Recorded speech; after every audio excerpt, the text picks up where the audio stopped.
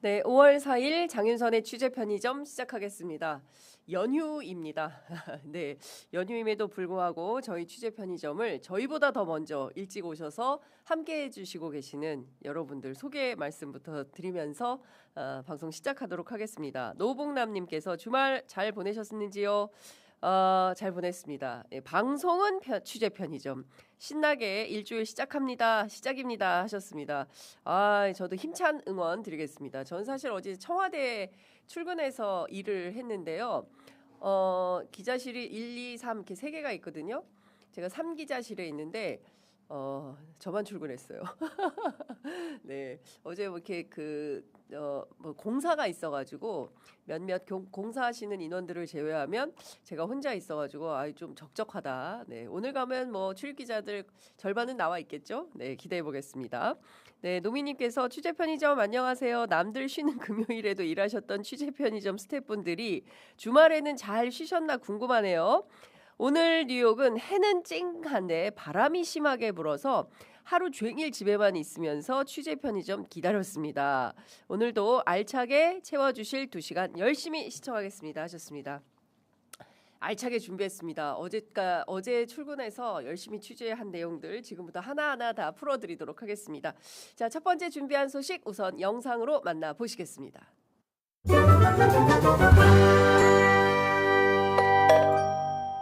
때문에 결론을 말씀드립니다.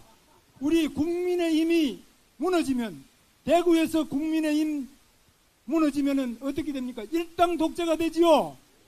일당 독재가 어딥니까? 바로 북한의 조선노동당이죠. 중국 공산당이죠. 우리 대한민국 일당 독재를 만들어서 되겠습니까? 대한민국이 다 무너지더라도 낙동강은 지켜냈고, 이 낙동강에서 다시 대한민국의 경제를 살리고 대한민국 민주주의를 지켜냈지요. 그러기 위해서는 우리가 뭉쳐야 되지요. 이승만 대통령 말씀 제가 한번 하고 마치도록 하겠습니다. 뭉치자 이기자 아시죠? 뭉치자 이기자. 지금 대한민국이 어디로 가고 있는지, 보수의 심장 대구이기 때문에 저는 오늘 꼭 이 말씀을 드려야겠습니다. 마지막 포로인 국가보안법마저 폐지하자고 하고 있습니다. 이재명 대통령은 김정은의 대변이 된 지 오래입니다. 통일부 장관은 북한을 조선이라 부르고 북한의 적대적 두 국가론에 동조하고 있습니다. 최근에 이재명은 이란을 편들다 미국으로부터 큰 비난을 받고 있습니다. 정동영은 국가 기밀을 유출해서 미국으로부터 거센 항의를 받았습니다. 여러분, 지금 대한민국이 어디로 가고 있습니까? 그런데 이렇게 대한민국이 방향을 잃고 체제에 위협받고 있는 이 마당에 보수의 심장 대구에 김부겸이 웬 말입니까? 저는 오늘 또 선관위에 들어가서 김부겸 후보의 범죄 경력 조회서를 확인하고 왔습니다. 대구에 만들어서 되겠습니까, 여러분? 그 특검은 곧 임기 연장을 위한 사회주의 헌법 개헌으로 향하게 될 것입니다. 여러분, 대구에서 막아주셔야 되지 않겠습니까? 보수의 심장 대구에서 대한민국을 지켜주셔야 되지 않겠습니까? 이 장동혁 대표 연호하는 분들은 빨리 집에 가세요. 여기는 박영준 시장 후보를 위한 캠프입니다. 자, 말씀을 듣겠습니다. 진정해 주십시오. 말씀을 듣겠습니다. 때문에 네, 여러분 어떠셨어요? 갑자기 가슴이 그냥 숨이 턱 막히는 그런 느낌 안 드셨습니까? 특히 장동혁 국민의힘 대표 연설 중에는 너무나 많은 왜곡이 있어서 갈래갈래 분절해서 팩트체크를 해보면 이분 고개를 들기 부끄러울 정도 아닌가 싶은데요. 사실 방미 참사로 창당 이래 최악의 지지율을 기록하고도 여전히 내 탓이오는 없습니다. 이 뻔뻔함은 도리어 이 적반하장도 유만부동이다라는 국민적 판단을 내리게 만들고 있죠. 온 국민이 비상계엄을 겪게 하고도 내란범과 뜻을 같이 하면서 내란의 중요 임무 종사자 혐의로 수사와 재판을 받고 있으면서도 아무런 죄책감도 없이 국민 앞에 나서서 고개 들고 표를 달라라고 나선다는 점도 평범한 시민인 제가 보기에는 이거 좀 너무나 낯뜨거운 광경 아니냐. 지금 어디서 누구에게 표를 달라고 고개 들어 주장을 하느냐라는 생각을 안 할 수가 없습니다. 무엇보다 어제 가장 큰 이슈가 됐던 것은 윤석열 정권 전직 비서실장 출신인 정진석 씨의 충남 공주부여 청양 보궐선거 출마부터 시작해서 내란 중요 임무 종사자로 재판받고 있는 추경호 전 경제부총리의 등판, 그리고 이진숙 전 방통위원장의 추경호 의원 지역구 후보 단수 공천 등은 이번 지방선거와 재보선에서 또다시 내란 심판론에 불을 당기는 아주 역설적인 상황을 만들고 있다라고 말씀드릴 수 있겠습니다. 가만히 있으니까 정말 국민들을 가만히로 보는 것인가 라는 생각마저 들지요. 예를 들어서 죄송합니다. 조금 무리하면 이렇게 기침이 납니다. 예를 들어서 이진숙 전 위원장이 국회의원으로 당선되어 국회에 가서 국회 과방위원이 되어서 매일매일 더불어민주당과 각을 세운다라고 생각을 하면 그야말로 아찔하다라는 생각이 듭니다. 이 와중에 지난 주말 부산에서 또 대구에서 이어진 국민의힘 후보 개소식에서는 자중질환 그리고 말도 안 되는 색깔론이 또다시 튀어나와 더 큰 문제로 지적되고 있습니다. 앞서 말씀드린 대로 바로 장동혁 대표 입을 통해서 그 내용이 나온 것인데요. 느닷없이 국가보안법 사건을 꺼냈습니다. 지난해 1월 확정 판결이 난 민주노총 소속 일부 간부의 국가보안법 위반 사건을 꺼내면서 2024년 1월 1일 국정원의 대공수사권이 폐지되고 나서 지금까지 단 한 건의 간첩단 사건도 기소된 적이 없다라고 주장하면서 지금 좌파는 마지막 보루인 국가보안법마저 폐지하자고 하고 있다. 이재명 대통령은 김정은의 대변인이 된 지 오래다. 최근에는 이란 편을 들다가 미국으로부터 큰 비난을 받고 있다라고 주장을 했습니다.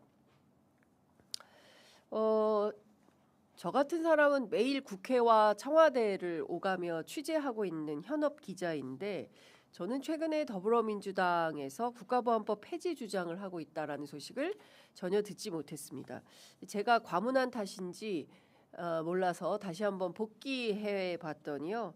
작년 12월 민영배 전 의원 등 조국혁신당 김준영 의원 포함해서 범여권 31명의 국회의원들이 국가보안법 폐지 법률안을 발의한 바는 있습니다. 그러나 여기에 새로운 내용이 담긴 것은 전혀 아니고요. 과거부터 이어진 연장선상에 있다. 이 정도로 이해할 수 있을 것 같습니다. 그리고 이 발의도 전반기 국회 끝나면 자동 폐기되고요. 후반기에 새로 입법 발의를 해야 되는 상황입니다. 그럼에도 불구하고 장동혁 대표가 소위 보수의 심장이라 불리는 대구에서 이 얘기를 왜 꺼냈느냐. 뭐겠습니까? 딱 하나죠. 선거용 색깔론에 불과하다라는 것입니다. 이재명 대통령이 김정은 위원장의 대변인이 되었다는 말은 또 무슨 얼토당토하는 주장입니까? 사실 이런 얘기 듣지 않아도 될 것 같아요, 장 기자님. 이렇게 말씀하시는 분도 계실 것 같습니다. 청와대 오찬 초청받아서 식사 잘 하시고 이게 또 무슨 얘기인가 싶은 생각이 좀 드는 것이죠. 선거용 이외에는 해석할 도리가 없다라는 생각마저 듭니다. 김부겸 후보에 대해서는 이런 주장도 했습니다. 대한민국이 방향을 잃고 체제의 위협을 받고 있는 마당에 그런가요? 전혀 아닌 것 같은데요. 그죠? 보수의 심장행 대구에 김부겸이 웬 말이냐라고 하면서 선관위 들어가서 김 후보의 범죄 경력 조회서를 확인했더니 국가보안법 위반으로 징역 1년에 집행유예 2년 그런 사람이 보수의 심장 대구에 또아리를 틀어서 되겠냐라고 외쳤습니다. 잘 아시는 것처럼 김부겸 전 총리는 학교 다닐 때부터 민주화 운동을 했습니다. 그래서 당시에 국가보안법 등 뭐 집시법 등 여러 법률 위반으로 감옥에 갔던 양심수였습니다. 예. 이 민주화 운동에 대한 뭐 보상 특별법까지 마련돼서 다 처리된 것을 다시 또 끌고 나와서 마치 김부겸 전 총리한테 무슨 간첩 혐의라도 있는 것처럼 뒤집어 씌우는 것이 아닌가라는 생각이 좀 드는 것입니다. 참 답답한 주장인데요. 이런 그 국민의힘의 주장을 고지고대로 받아들이기 굉장히 어렵다라는 주장을 안 드릴 수가 없습니다. 무엇보다 이런 얘기를 했어요. 이번에 하는 조작 기소 특검과 관련해서 이재명 대통령의 임기 연장을 위한 사회주의 헌법 개정으로 향하게 될 거다.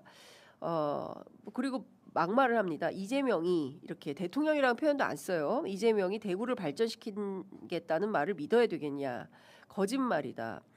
뭐 이런 등등의 가짜 뉴스를 늘어놓고 있습니다.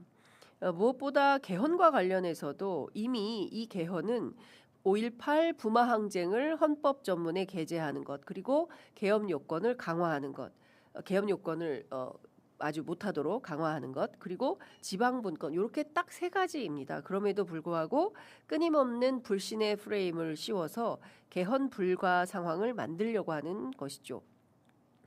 예를 들어서 이번 14개 지역구 국회의원 선거에서 더불어민주당이 석권한다면 후반기 국회에서 개헌 저지선을 뚫어낼 수 있는 상황과 조건이 마련될 수 있을지 이 또한 기대를 해보게 되는 상황입니다. 국민의힘 내부 상황은 대구뿐만 아니라 부산에서도 자중질환이 일고 있습니다. 앞서 보신 영상대로 조경태 의원은 지난 토요일 열린 박형준 부산시장 개소식에서 축사하는 도중에 일부 참석자들이 자신의 발언에 비토하자 가만히 좀 있어라. 비상계엄은 잘못했다. 여러분들이 계시기 때문에 국민의힘이 안 되는 것이다 라고 직격했습니다. 장동혁 대표 연호하는 분들은 집에 가라. 여기는 박형준 후보 캠프다라고 말해서 소란이 일기도 했었는데요. 부산이나 그 밖의 지역에서는 하지 못하는 극단적 색깔론 주장을 대구에서 부산에서 이렇게 적극적으로 하는 이유는 결국에는 GRDP 전국 33년째 꼴찌여도 변하지 아니하고 국힘을 찍는 유권자들의 눈높이에 가다 있는 것은 아닌가라는 생각이 좀 듭니다. 조금만 뒤져보면 진실을 확인할 수 있음에도 불구하고 끊임없는 마타도를 하는 정치인들의 백태에 대해서는 이번에는 그야말로 국민들이 유권자들이 심판을 해야 되지 않을까라는 생각을 하게 됩니다. 앞서 말씀드린 대로 공주부여 청양에서 정진석 비서실장이 예를 들어서 무소속으로라도 출마하겠다는 강행 의지를 밝히고 있어서 큰 논란이 좀 되고 있는데요. 예를 들어서 국민의힘이 복당 신청을 받아들여 주지 않는다고 한다면 무소속으로라도 출마를 하겠다는 뜻을 밝히고 있다는 겁니다. 여러분께서는 어떻게 생각하십니까? 김태흠 전 충남지사가 SNS에 글을 올려서 정진석 전 비서실장의 공천 과정을 지켜보면서 억장이 무너지는 심경을 감출 길이 없다. 상황이 바로잡히지 않으면 떠날 수밖에 없다라고 당 지도부에 최후 통첩을 보내기도 했는데요. 그러나 주변을 취재해보면 김태흠 전 지사의 탈당 가능성을 높게 보는 인사는 많지 않습니다. 다만 실제 뭐 김태흠 지사 그리고 또 정진석 비서실장 이렇게 또 3파전이 된다면 그때는 또 어떤 선택을 국민들이 하게 될지 그것도 지켜봐야 될 것 같습니다. 자, 다음 준비한 소식 영상으로 만나보시겠습니다.